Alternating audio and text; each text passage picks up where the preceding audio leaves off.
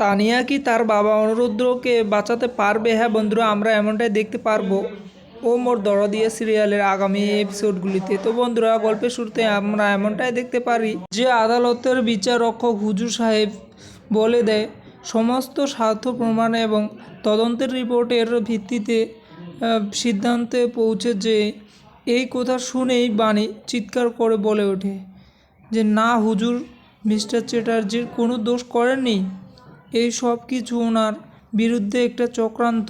এরপর হুজুর মহাশয় বলে অর্ডার অর্ডার অর্ডার।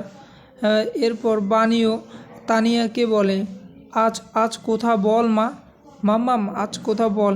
এরপর বাড়ির সবাই তানিয়াকে বলতে থাকে যে তোমার বাবাকে বাঁচাও দিদিভাই, বাবার জন্য বলো, কিছু বলো।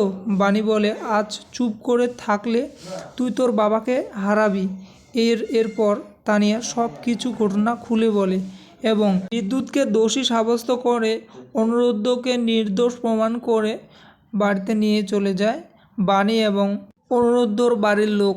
তো বন্ধুরা, তোমাদের এপিসোডটি কেমন লাগলো প্লিজ কমেন্ট করে জানাবেন, আর নতুন নতুন এপিসোড দেখার জন্য চ্যানেলটি সাবস্ক্রাইব করে পাশে থাকবেন। ধন্যবাদ বন্ধুরা, এখানেই বিদায় নিচ্ছি। দেখা হচ্ছে অন্য কোনো আর একটা নতুন এপিসোডে। সুস্থ থাকবেন, সবাই ভালো থাকবেন। ধন্যবাদ।